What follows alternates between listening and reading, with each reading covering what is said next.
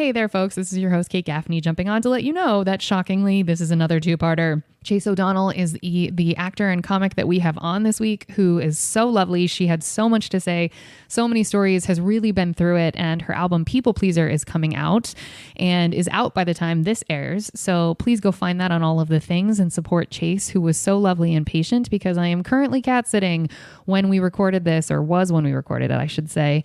And the cats decided as soon as I hit record to be the loudest animals on the planet, playing with bags, literally barfing multiple times. Haven't had them barf all week. Today was the day.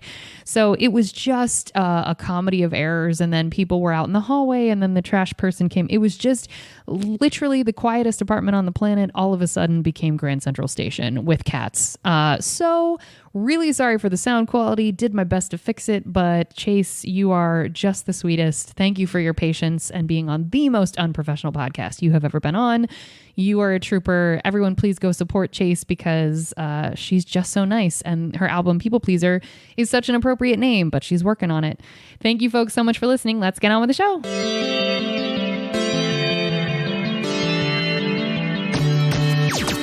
Oh, hi, you're listening to Service from Hell, a podcast featuring people that are currently in customer service positions, or the lucky few that got out, and all of the good, bad, and infinitely irritating things that go along with that work. I'm actor and writer Kate Gaffney, and am uniquely qualified to discuss this, as I used to work at a very busy and very popular comedy club in Los Angeles, and at least one of you listening right now has probably grabbed me and told me you were ready to order when I was running around like a crazy person. So let's eat.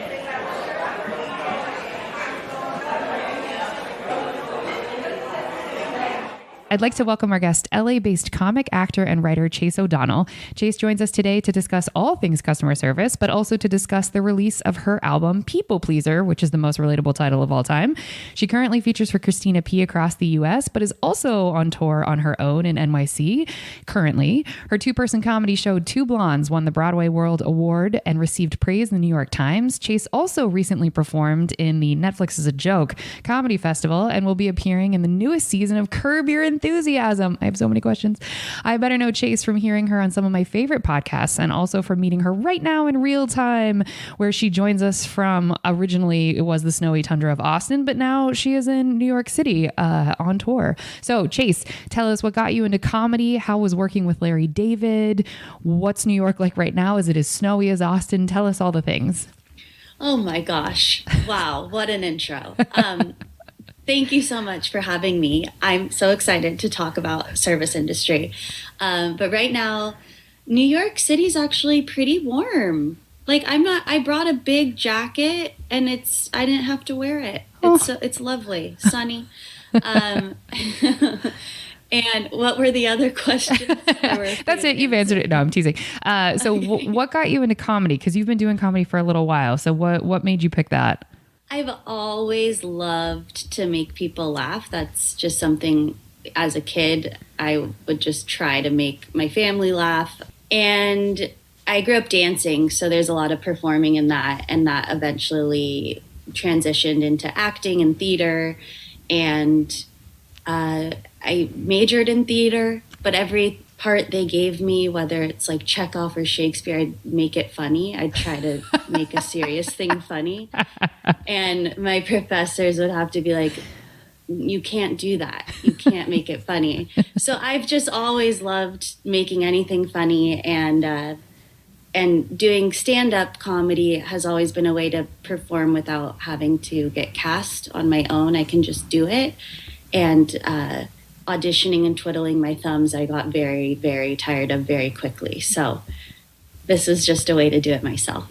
Deeply, deeply relatable. And have you found that because of stand-up, are people coming up to you and saying, hey, because I think this is what the misconception is that if you do enough stand-up, someone will just walk up to you and be like, oh my gosh, you were really funny. I'm going to have you star in my film, which I know it has happened, but have you found that has become a vehicle to getting parts? Absolutely. Anything I've gotten is because people have seen me do it myself and perform. It's rarely ever I get something from an audition. It's because they've seen me. So they see you on like a podcast, or they see you on stage and they come up to you afterwards, or is it they're sliding in your DMs? What's the process for recruiting you? Yeah, like I just filmed a web series that they they slid into my DMs. Nice. It's a lot of just seeing my TikToks or silly videos or clips online is a. I don't think anyone's walked up to me after a show and given me a part. Hey, fingers crossed. I've heard it's happened. One day. One day. Yeah. I think and that's a neat, I want it on record that like those are very welcome DMs if you're offering parts to people. Like absolutely get on in there. Anybody who hears this. Oh yeah. Slide on in. Slide on in. How was it working with Larry David on Curb Your Enthusiasm? So, I mean, I don't know if production assisting is part of the service industry. Yes, it is. But I actually I got started as a PA on Curb Your Enthusiasm. So I know Larry David from like being his literal personal helper on set for 2 years. Wow. And then they know I do stand up. This is another thing. They've just like been following my stand up career and put me on the show. Again, that wasn't an audition. That was them giving it to me through seeing my stand-up. So I know it helps a lot that I already knew them. But Larry is just like his character, except he keeps it all inside. He would never actually say the things he's thinking. So he's very kind. But he's thinking it. He's thinking 100% do. And I'm someone that feels the need to fill a silence. Like I don't do well.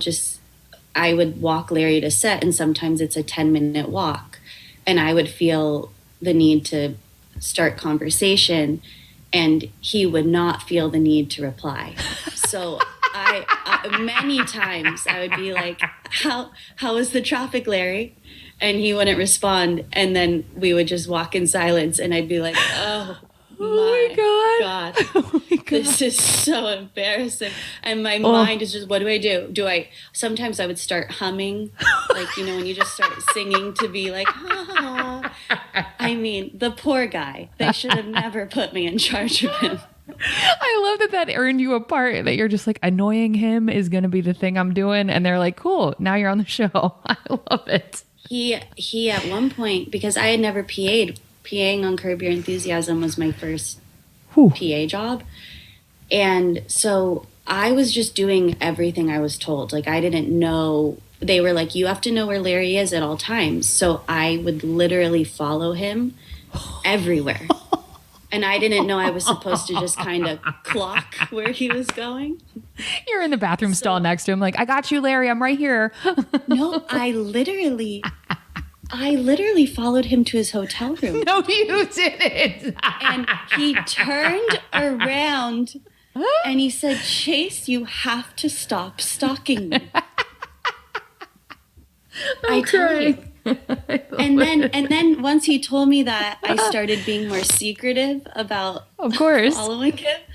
But I still had to know where he was. And one time I knocked on his trailer to be like, okay, they're ready for you on set. And then I hid behind a bush. Come on. So I really did. I hid behind a bush so he wouldn't see me. And he saw me behind the bush. And we just made eye contact. And he walked past me and we just stared at each other. This knowing that I shouldn't be doing this. I mean, really, I've got stories on stories on stories how awkward I was around the man. So I'm crying. I can't deal. Oh, so but I would assume though that like, I mean, he's been in the industry forever and a day. He knows that there is a PA that does always have to have some awareness. So would he at least see you on the walkie being like, going in the hotel room or whatever to let people know? Yeah.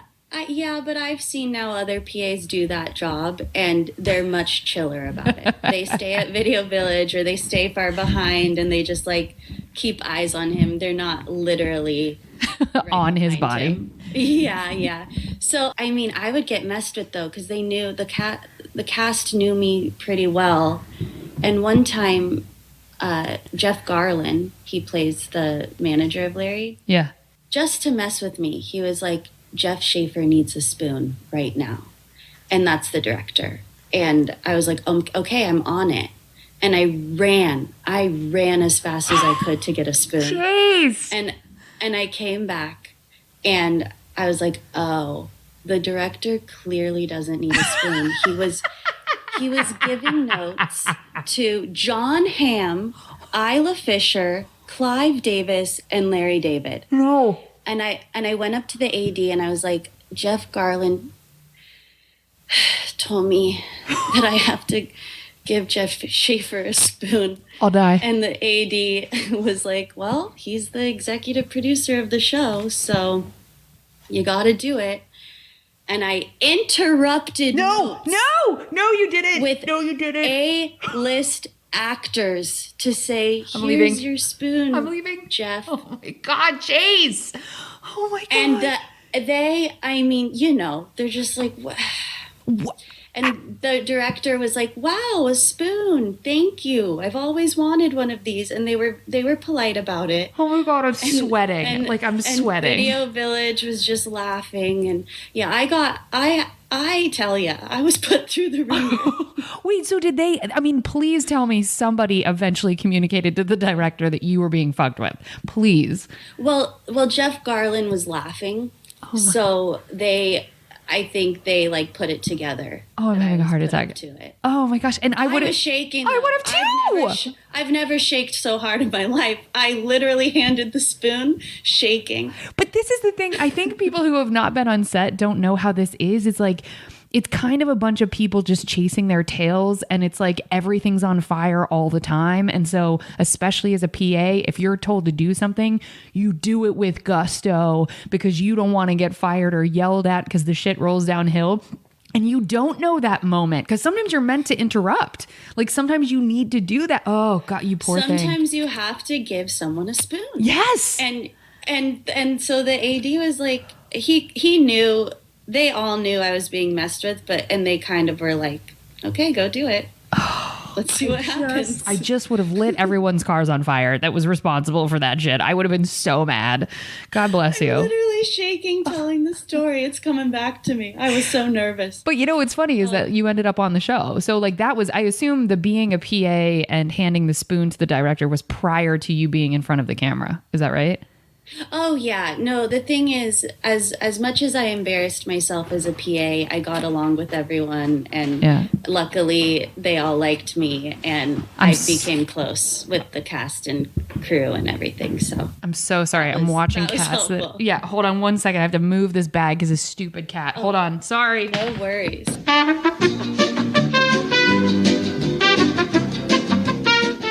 Well, that's good that you ended up being friendly with them and that you got to the place. So now was that, so you did Netflix as a joke, and did you do that in in 2022, like the most recent one? Mm-hmm. Okay. And how did that go? It went great, but I don't know if you heard about like during some of the shows, there was like an attempted stabbing. I did. My show was that night. Come on. Different venue. But there was a shooting that happened like an hour before our show. And so the whole street was blocked off. People couldn't get there. We postponed the show for an hour, and most people just didn't go because because there had just been a shooting. And we told people like, hey, listen, it's okay if you don't come to this. So it was an interesting experience. But it was fun. I can't. But there was a shooting. The whole street had caution tape right outside of the venue. Oh my God! And so it was the most dangerous comedy festival ever. I think there's ever been. Yeah. Wait, it's so funny because I had heard about the stabbings, but I didn't hear about the shooting. Did someone pass away? The shootings, it was a crazy homeless person, and he ended up killing himself. Oh, that's horrible. But it was so he was shooting, and then he was, I think, the only one that died, but it was still a crime scene because someone died. So sure. Caution tape everywhere, police everywhere. Yeah. Also, how would you do your actual set? Like, you'd have to acknowledge that as people were coming in. I mean, there's no, like, are you doing rehearsed material? Yeah. I acknowledged it at the beginning, but something like, oh, crazy. What a crazy thing. Anyway. I don't know how much material I can really pull off about it. So yeah, you don't make the whole thing about the dead guy out front. You just acknowledge it. Mm-hmm. Yeah. Yeah, acknowledge it and burn it. One time I did a show and someone had passed out and people were like screaming for help and doctor and this and that. And then instead of the host like holding the show, he was like, and coming to the stage, Chase O'Donnell. Come on, girl. That's not true. And I walked out on stage and people were like, we need help. And I didn't know what was going on, so I couldn't really talk about it. And at that point, my opening line was about a high school reunion. And I was like, well, this is scary. You want to know what else is scary? High school reunions. And that's all I talked about. And nobody was listening because it was so bizarre that I didn't acknowledge anything. And like people just were like not caring that I was on stage. It was so, yeah, when there's disasters going on, you got to acknowledge it. Yeah, a little bit. That's so awkward. Yeah. Okay. And so right now you're on tour in New York, and then you're also touring. So that's on your own, and you're also touring the country with Christina P. So will people be able to catch you in a city near them soon? Or what is how do people find you on tour right now? Yeah, the tour with Christina is going till the summer, and those venues are much bigger than the venues I do on my own. So those are really fun shows. And then the shows I'm doing are, I'm a newer headliner, so they're smaller venues, but I've been posting on my Instagram is where you can catch all my dates, or my website. Perfect. Okay. All right. And we will, we'll put all that stuff in the show notes, and then I'll have you repeat that at the end of the show. Okay. So you have a lot of juicy stories. So I want to move on past our appetizers portion. So folks, we hope you enjoyed your apps. We're going to go on to the entrees after a quick break. I didn't even ask you where you're originally from. Let's not do the break yet. Where are you originally from? LA. Oh, you are? Okay. Yeah. All right. Then I don't care. I mean, if get ready, because those were just appetizer stories. Yeah. Here we go, folks. And imagine what's the entree. Okay.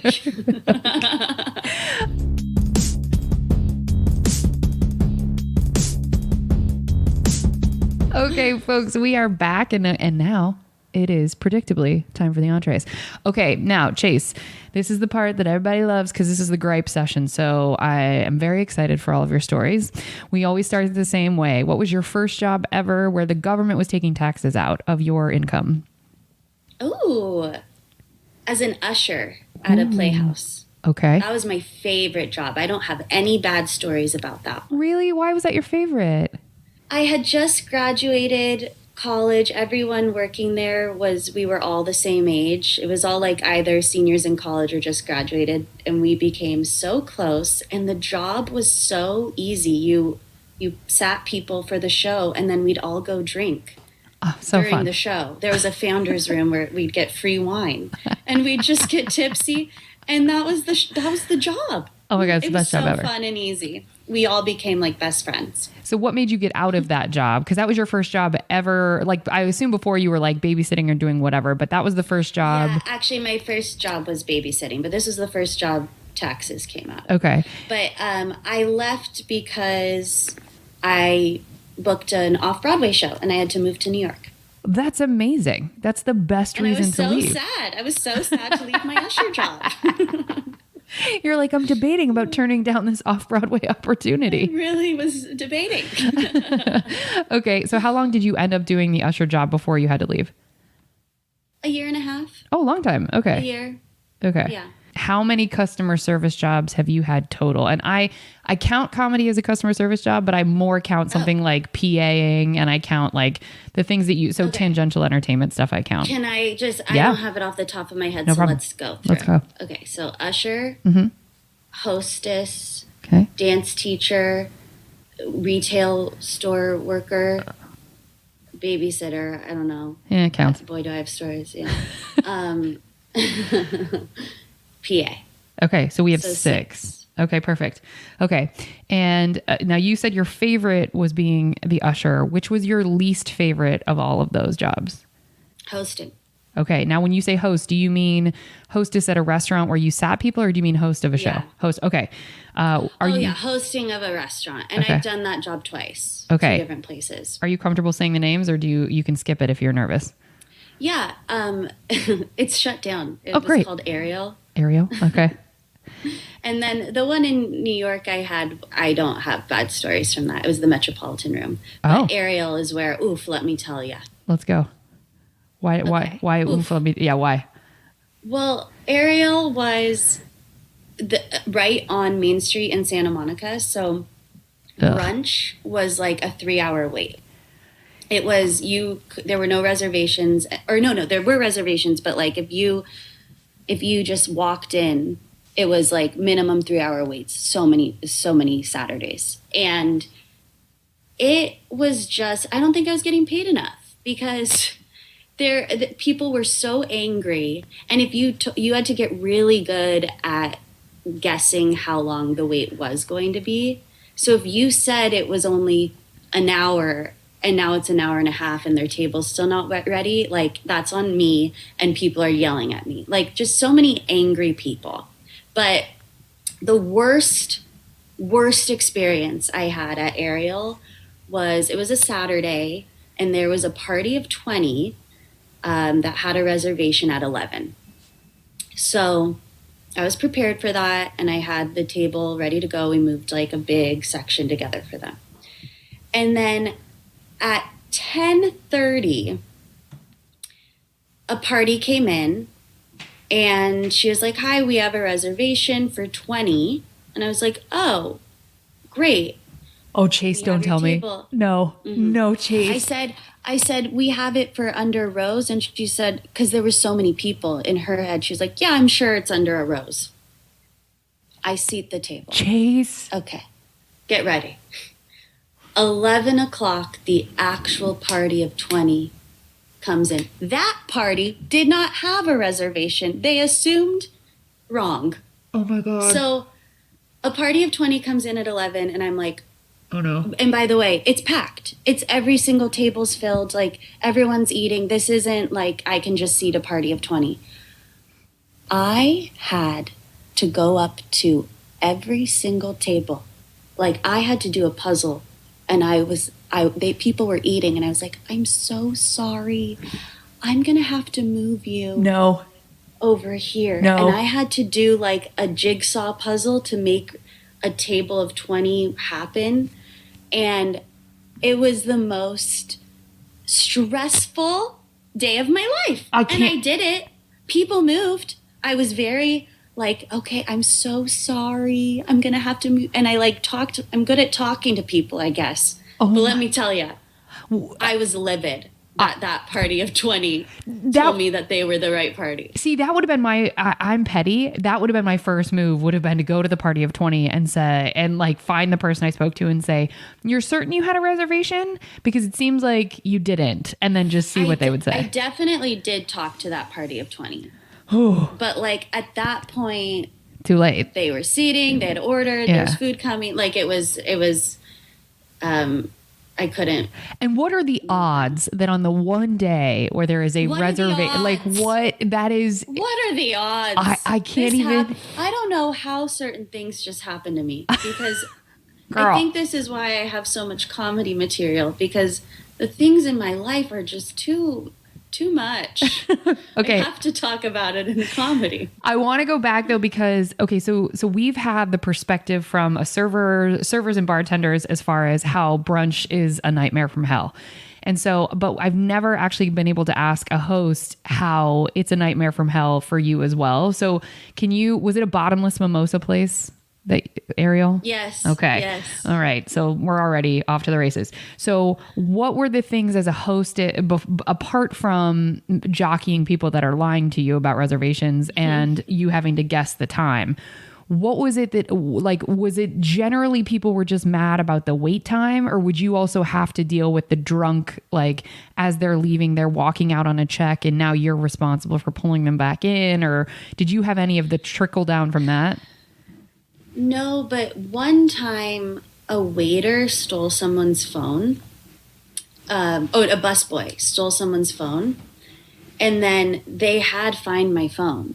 So they like came. This was like a couple days later. They came to the restaurant and they were like, "Hey, it says that my phone is here." Like they were able to track it down, and the busboy like fled. He booked it. He didn't want to get in trouble. and he was the only busboy at that day. They thought it was going to be a lighter day. So then I started having to bus tables and bring drinks. And that's not my job. And people were waiting like such a long time for their drinks because I was forgetting. And they were like, I wasn't trained in that. So like having to do the busboy's job and host added a lot of complications. He got fired. I would imagine. So how were they able to do, I mean, besides the Find My iPhone and the fact that he was like, I'm out, did they figure out he must have stolen it and then kept it at the restaurant? Because if it's a couple days later. So I think what happened was they did the Find My iPhone and it took him to the busboy's house. Oh, and so they went to the house, and I guess the roommate was like, he's at Ariel. And they were like, oh, that must have been where it happened. And then they came to Ariel and was like, we need to talk to this person. And so and so did he fled, did he flee with the phone, or did he leave the phone at Ariel? I'm not actually sure, but he booked it. Like, we were like, oh, he's in the back, and he was never to be found again. Oh my God. I cannot. And so we didn't realize he fled either. So people were just angry that like their waters weren't coming, their drinks weren't coming. And then we realized like, oh, we don't have a busboy. So then I was cleaning the tables. I just really hated that job. It was like way too stressful, and the host doesn't get tips. The host doesn't get like the extra money, and you're dealing with just as angry people, if not the angriest, because people will complain to the host rather than the manager, or you're the face of the restaurant and they come up and complain to you. So and the restaurant had a bee, and I was having, they'd be like, why is there a bee? And I'd have to be like, oh, don't worry about it. Like, I was the face. That's not fair. That is absolutely not fair. Like, don't talk to me why it has a bee. Go talk to the manager. And also, you're still eating here. This place has a bee, and you're still looking to wait an hour and a half for a table. I know they like would try to hide the bee. Come on. But people would see it, and then they'd come up to me and be like, what's the deal? And I was told to like be like, no big deal. It's nothing. It's not rats in the kitchen. Like, I don't did worry. so much for this restaurant. I can't believe you weren't tipped out also, because on a brunch place, a host should be tipped out. It was 2014. I don't know if like rules have changed or like wages have gone up, but and then when I was a host in New York, I was getting $9 an hour, which is below minimum wage. How is that allowed? I don't know. That's wild. I really don't know. Like, you really don't get paid much as a host. I was a host at a restaurant, and I lasted 4 months because they kept being like, no, we're going to make you a server. We're going to make you a server. And I was like, I can't survive on $10 an hour. It's just not possible. And they were like, yeah. No. We'll sort it. And I'm like, this is why you guys have turnover in this department. When you were at Ariel, so what was the trajectory of getting out of there? Because did an opportunity come up, or were you just like, I can't live on this? When I was living in LA, it was my first year out of college. And mind you, I was living at home. So it's kind of ridiculous. But I had 5 jobs. I was working as an usher. I worked at Ariel. I was teaching dance. I was babysitting. And I was volunteering as a dance teacher. So that one wasn't even for pay. So I was like booked to the rim, and I was auditioning and trying to be an actor. So I mean, it's really ridiculous that I did that to myself. But speaking of being a people pleaser, as my special is called, these opportunities were coming to me, and I was like, okay, like I couldn't say no. I was like, yes, I can do that. And I took on so much, and I really was at a breaking point. So it was actually good that I got cast in the show in New York, and I could just I was like, okay, gotta go. So you just quit everything at once, and you're like, flip a table, I'm out. It was such an easy way to quit, because I was like, I'm moving. Yeah. So they couldn't really. But this reminds me too, at that time, I had a friend that worked at Nobu. Do you know Nobu? Yeah. And she was telling me, like, you got to apply to Nobu. Like, you get 6 figures being a waiter. And this was before I even was a host. And all I had was like my theater credits and like working as an usher. And people that are lawyers and doctors, I guess she told me, apply to be waiters at Nobu because you make so much money. And then I interviewed to be a waiter at Nobu, and they looked at my resume and they were like, lots of theater experience. Do you have any experience in waiting tables? No. And I clearly didn't get the job because Nobu, you got to be like a professional waiter. Yeah, that's your career, like at that stage. Yeah, that's your career. They're not hiring like actors that have never waited tables. That's right. There's definitely not. So These fucking cats. I'm so sorry. Oh no, it's okay. I love cats. I do too normally, and then they just decided now was the time to be loud as hell. They normally sleep, and not today.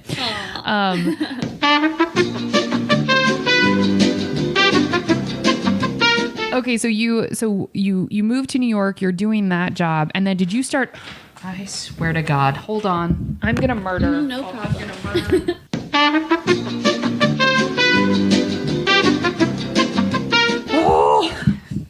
This is the most unprofessional podcast you've ever been a part of. I'm so sorry. Not at all. Okay, so what was so when you're leaving, you go to New York, and then was it an immediate, like, I have to get a job there as well to kind of supplement everything that you were doing there? The musical I was in was what was paying my bills, which was like, truly, I was so happy at that point. It was like, wow, I'm a working theater person, and I got to just go to rehearsals and the show, and that covered my rent, and that covered like life. But the show got canceled pretty quickly. I was gonna ask. It was only like a 3-month run. That's it. But okay, 3 months is great, but that is very fast to be ushered away. It was like I was like, oh, now I'm in New York, not as a working actor. This is hard, and that's when I got a job in a retail store, and then as a babysitter and as a host in New York. So you were determined to stay in New York at that time? Yeah, my sister lived in New York, and she's my best friend, and we hadn't lived together or been like in the same city for almost 7 years at that point. So I was living with her during the show, and it was so special to be her roommate. And I stayed so that we could it was just, I already had family here, and I had a lot of friends in New York, and it was like, okay, I'm going to give New York a shot. I'm already here. And so how long did you end up being able to stay there with the myriad jobs you had at the time? 3 years. Okay. So that's a good amount of time. And yeah, I didn't love living in New York. I like visiting. I love being here now. But living in New York and being a struggling comedian is such a hard life. It's just easier to be in LA struggling than New York struggling. Is that because your parents are in LA, or why are they different? I think the weather's nicer. Like, you have a car to get places. Like, literally, everything was the subway, and you're like taking your laundry on the subway. You're taking your groceries on the subway. You're like in freezing cold weather or like humid hot weather. It's just nasty. I just didn't like it. And then I was living in Brooklyn. It was such a long commute every day, and it's just it's just harder here. I agree with that. I don't think, even if your parents don't live in LA, I still think it's easier to live there. It's just nicer weather. It's nicer, chiller people, I think. I don't know. It's just a little easier. It is easier. I agree with that. And so you said you started working at a retail store. Are you comfortable saying the name, or are you? It will get a load of this. I worked at an Indian clothing store. And I'm a white blonde girl, which... Okay. I have a few questions. That's the job I got. Okay. I love the store. My mom's cousin owns it. I was gonna ask. Okay. This was like my in to have a job. I'm online. If you search like saris online, I was like on a billboard in Times Square in a sari. Like, I come up as a model for Indian clothing. And again, I don't know how great that is. I don't know. But anyways, I had a job selling Indian clothes. And and I'm comfortable talking about this because my mom's cousin had a really tough time with her co-owner.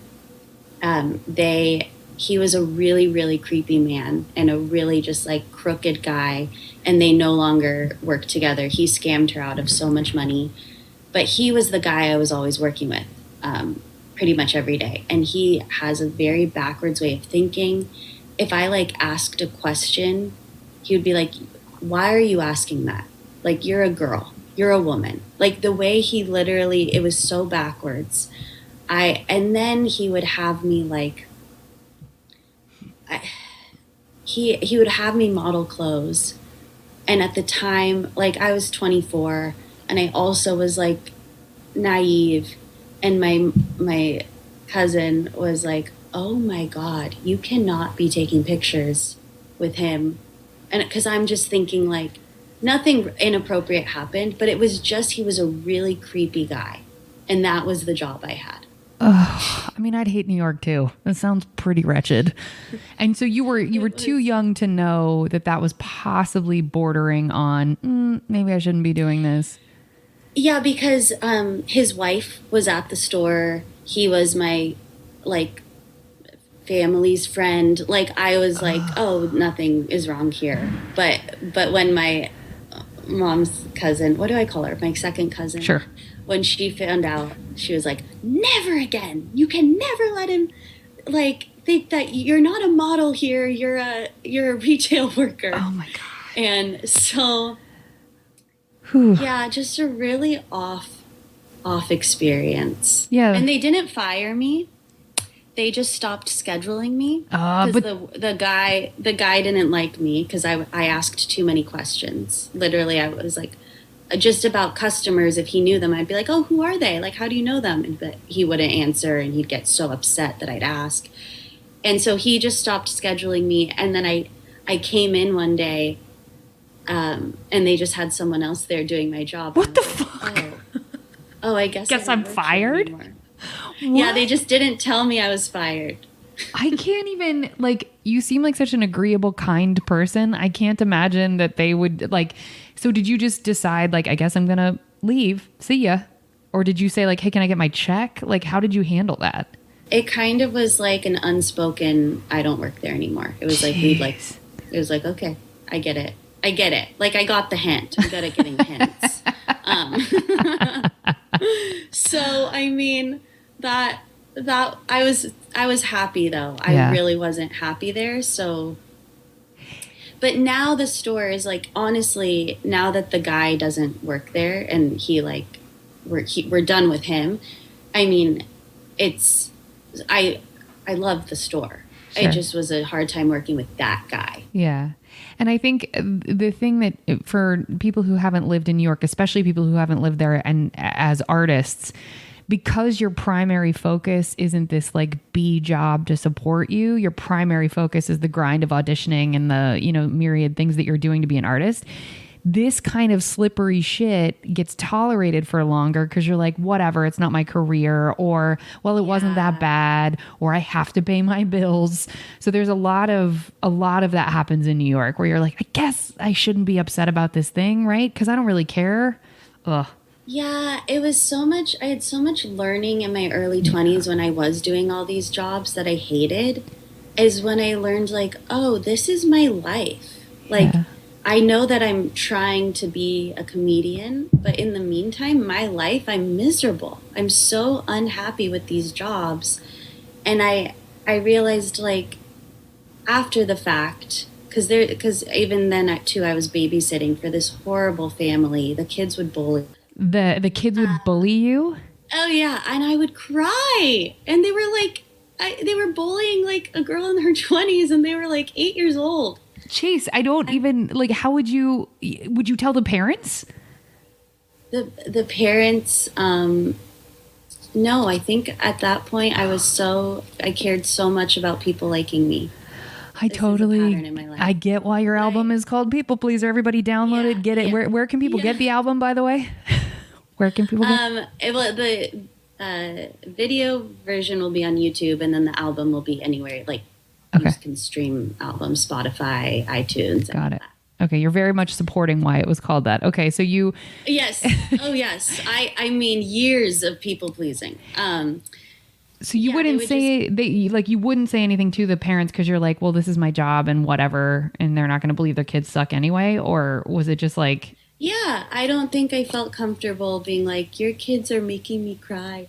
They would be like, the one girl would be like telling me something like mean about her friend, and I'd be like, oh gosh, she seems awful, and she's like, oh my god, I can't believe that you think she's awful. How dare you? Like, would just like be like, oh, sorry, that wouldn't make me cry. Yeah. I forget what it was. Like, oh, the boy took off his socks, and I'd be like, oh, that smells, to make a joke, and the sister's like, I'm the only one that can tell him it smells. You're awful. Like, they would just be bullying me. yeah, these And are it got to a point where I was like, you guys are so mean. I can't. They fired me. I got fired from that job too because the mom said I wasn't hard enough on the kids. Fuck off. Be a parent. Your kids suck. This isn't about you. She said, because like the kids at one point, like they just weren't doing their homework, and I was like, okay, you know what? Like, I don't care. Don't do your homework. Because they were being so mean about it, and I was just like, fine, don't. And so the mom thought they needed someone that would actually make them do their homework. The mom, she should have hired an au pair from Russia that was like very like non-binary, ethnically ambiguous / didn't speak a lot of English and was not afraid to put hands on kids. Like those are the kind of nice. Those insufferable kids though become insufferable adults, and like they're just I bet they had a lot of money is my guess. They do. Well, it was the Upper West Side. Oh, and there you go. I think a lot of those parents, like they were both lawyers and they were never home, and the kids were being raised by nannies their whole life, and they just like would mess with the nannies. I think they had a turnover rate like crazy, and they were just so mean and awful. That is awful. Bless you. Okay. Yeah. So your least favorite was selling saris and being the Times Square model that you didn't agree to being. And then what was the weirdest? No, the Times Square model was different. Oh, that was a different. Photo shoot. That was a photo shoot that he was not involved in. Oh, okay. That was a professional photo shoot. Oh, okay. So we're not sad about being on the billboard. Okay, got it. No, that's funny to me. Yeah. I think that's great. No, and that also wasn't the worst job. I think in New York it was the babysitting job. Oh, it had to have been. Yeah, getting Yeah, abused. And yeah, that was like all these jobs, and then the hosting for $9 an hour.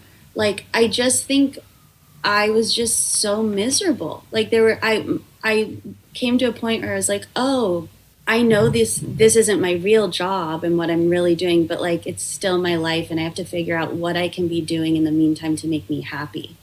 Because service jobs and these types of jobs weren't making me happy at all. I got very depressed. I went through a depressed phase in New York. Yeah, and you're saying something that no guest has ever shared that is such a really sentient point, that like time is passing. This is actually your life. So even though you're not actually my life. Yeah. So and I have to figure out, what do I do to make me happy? And I remember starting thinking, like, I love tea. What if I worked at a tea shop? Or like, what are things I can do that make me happy while I'm pursuing this? Yeah. So so you have this epiphany because you're going through a really rough time in New York. So was it, I have to leave here and go get my head right back in LA? Or did you have that realization in New York and stay in New York for a period of time after? So this is what got me out of New York. I hit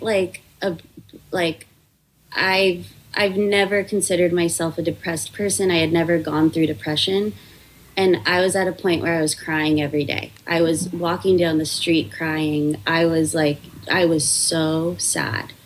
And mind you, I was doing comedy. Like at that point I had written an off-Broadway comedy show that I was doing, and I was doing stand-up, and I was still doing it. It was just so hard. And my boyfriend broke up with me because he said he turned into my therapist because I was crying so much. I mean, that's a good boundary for him, but goddamn. Never again will I cry to a boyfriend. That taught me a lesson. And And then my sister and I, the apartment we had been living in, it was in Bushwick, and Bushwick is now a very like cool place. But it wasn't for a long time.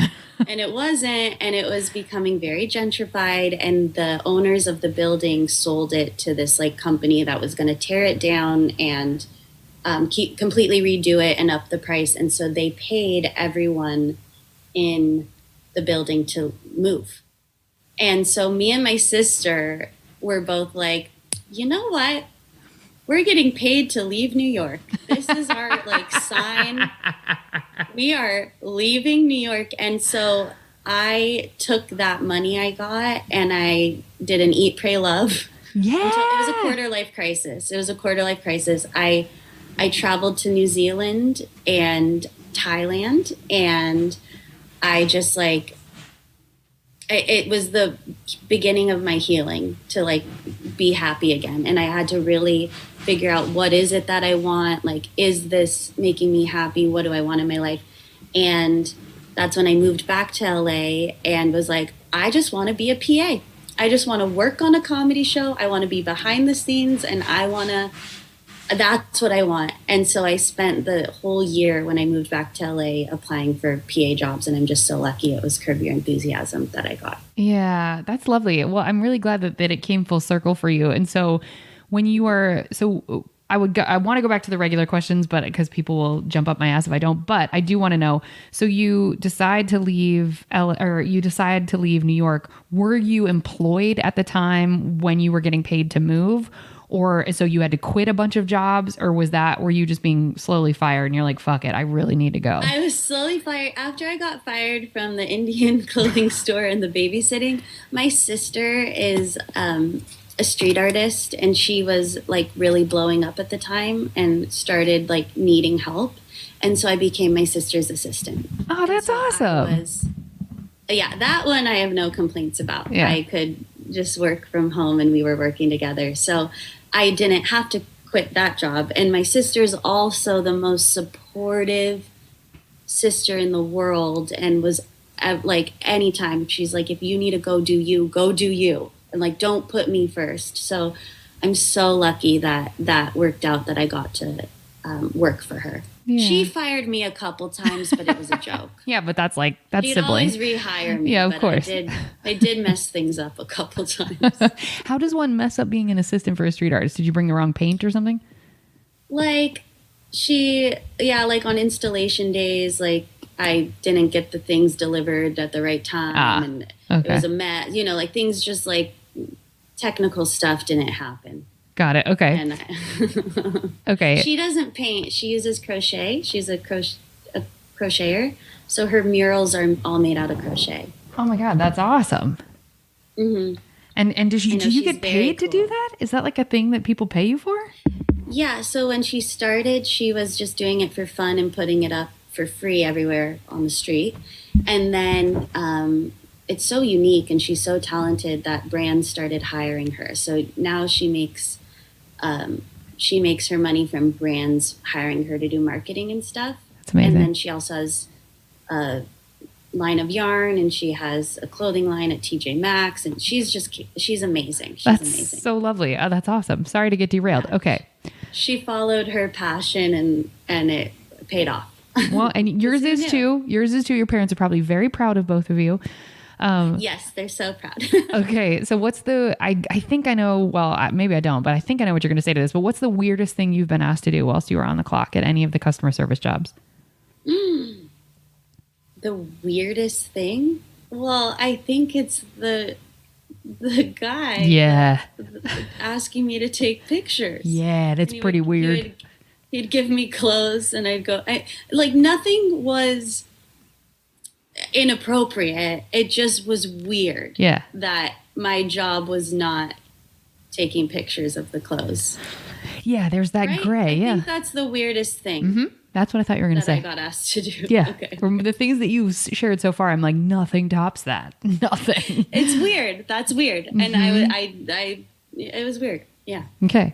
Was there ever an incident at any of these jobs where they asked to speak with your manager? I assume I mean, in babysitting, you can't really, there's no real higher ups or HR department or anything, but like, was there ever a moment where someone was like, get your manager right now? That's who I want to talk to. No, I've gotten my manager a lot. Like at the at the host job, if people were being mean to me, it would be like, I'll get the manager because I'm not qualified to do this. But a lot of times I'd go get the manager and he's like, this is your job. Go do it. Go handle it. And I'd be like, okay. And a lot of, I don't know, like no one ever asked me. It was me getting the manager for them. See, but that's a hard window though, because it like, I guess it is technically your job to deal with people, but it's not your job to be abused. So if someone gave me that authority now, I would have been like, okay, cool. Then they don't get to come here. Like, I'll just be like, you're being abused, you know, like, but it's so hard. Yeah. Like I did get yelled at the hosting job in New York, and I remember it vividly because like I get so scared getting yelled at, and so it's held a mark. But it was because some customers were being really upset. They weren't happy. They wanted to move to a certain table, and I didn't, you know. And that's when he was like, "This is your job. I'm not doing this for you," and I just had to buckle up and be a big kid and handle it. But I hate that. Please, everyone listening, and I'm certain our audience isn't like this, but please never be like, that table doesn't work for me. I want to be over there. Unless you're being sat and there's a ton of empty tables and you say, hey, I know there's a flow for all the servers. Is that table an option? That's a different approach than, I don't like this table. We want to go over there, and just picking a random table.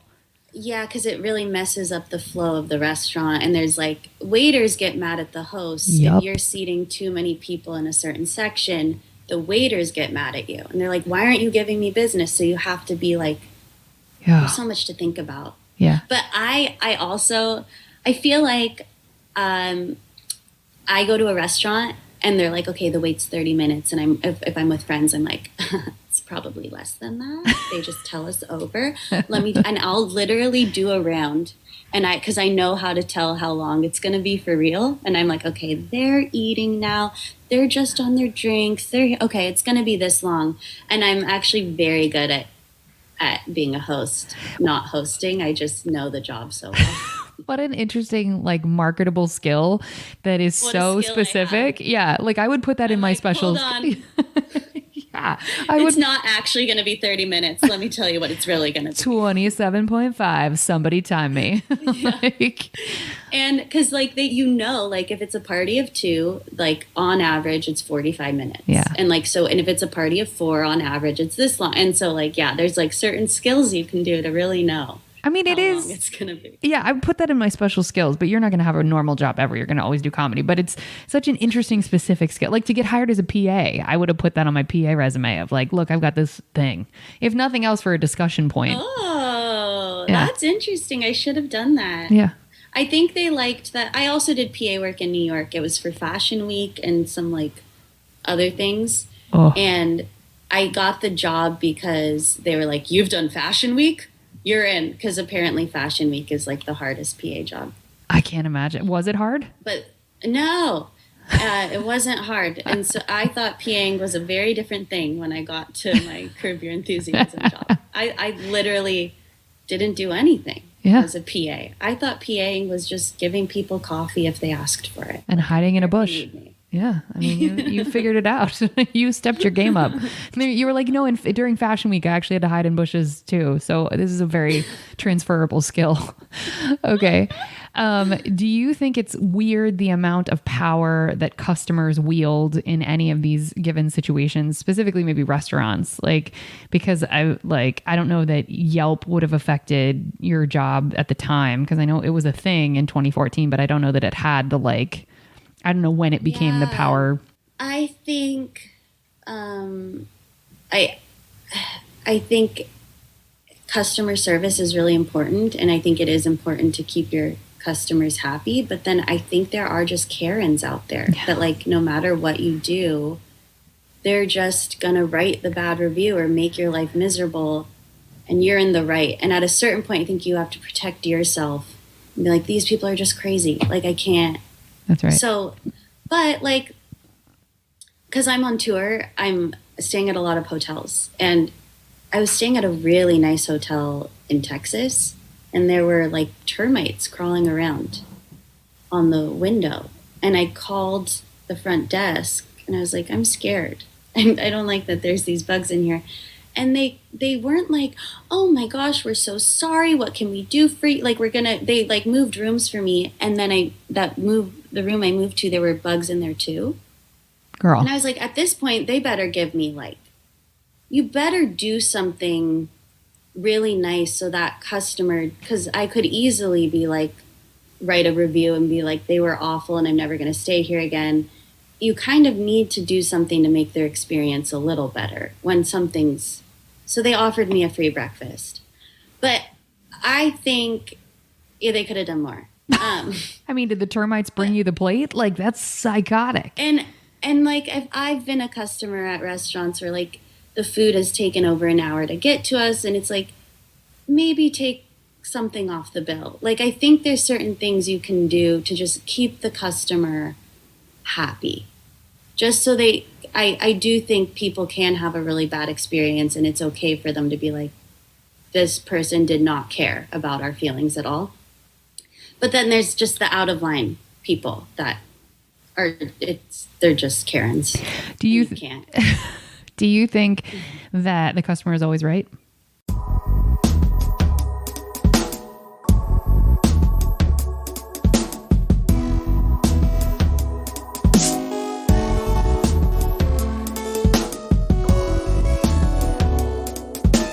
Oh, hey there, folks. That's going to do it for part 1 of 2 with the comic and actor Chase O'Donnell. Chase's things are all found on chaseodonnell.com. We do that at the end of next week's episode, but go to chaseodonnell.com. That is, her handles have an underscore in them somewhere. You'll find her if you look up Chase O'Donnell. She has been on every podcast you already love and listen to. And please go find her album, People Pleaser, to support her. She was very lovely. We will see you folks next week for part 2 of 2 with Chase O'Donnell. Thank you folks so much for listening. Good night.